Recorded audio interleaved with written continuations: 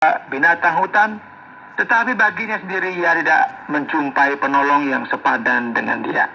Lalu Tuhan Allah membuat manusia itu tidur nyenyak. Ketika ia tidur, Tuhan Allah mengambil salah satu rusuk daripadanya, lalu menutup tempat itu dengan daging.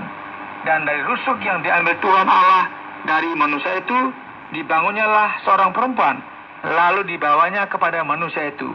Lalu berkatalah manusia itu, inilah dia, tulang dari tulangku dan daging dari dagingku.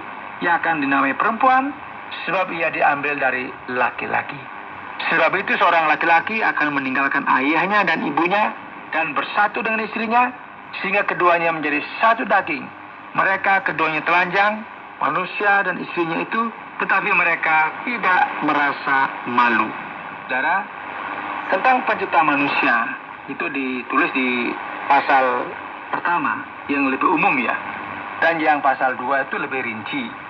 Hawa nggak diambil dari kepala Adam untuk menjadi pemerintah. Juga nggak diambil dari kakinya untuk diinjak-injak. Tetapi diambil dari mana, saudara? Dari tulang rusuk yang ada di sisi gini ya. Ini berarti keduanya ditakdirkan untuk berjalan bersama-sama di bawah pimpinan Tuhan.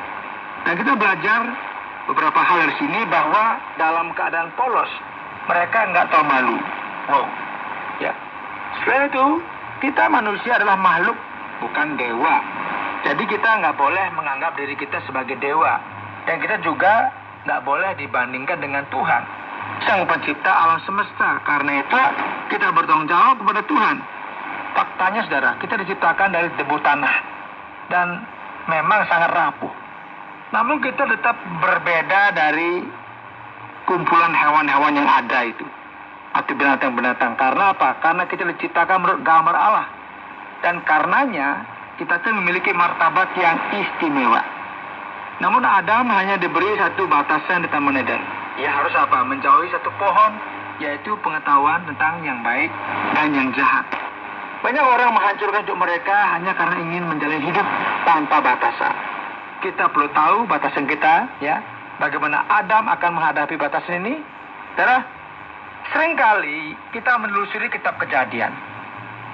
Kebenaran-kebenaran lain tentang manusia akan menjadi sangat jelas. Manusia sejak awal diciptakan sebagai makhluk moral yang bebas, dengan kemampuan untuk membedakan yang baik, yang benar, dan yang salah. Tetapi juga untuk memilih, saudara. Manusia diperintahkan untuk menerima apa yang diungkapkan Tuhan dengan jelas dan mengatur hidupnya sesuai dengan itu. Harus diingat, manusia bukan robot.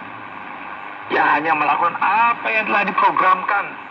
Jadi ketika kita mengatakan bahwa orang tua pertama kita, Adam dan Hawa, tidak bersalah, bukan berarti mereka tidak akan pernah berdosa.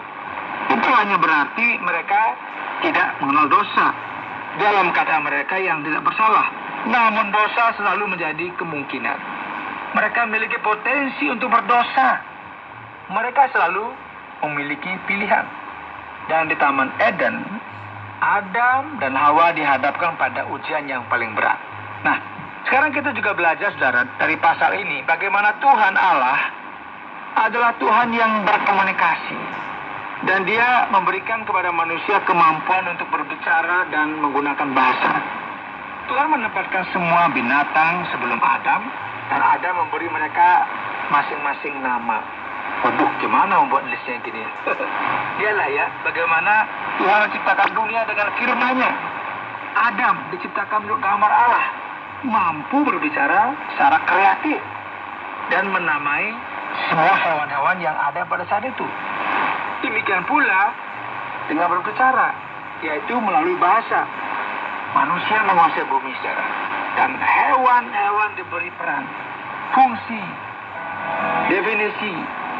Semua ini melalui apa, saudara? Melalui bahasa. Luar biasa.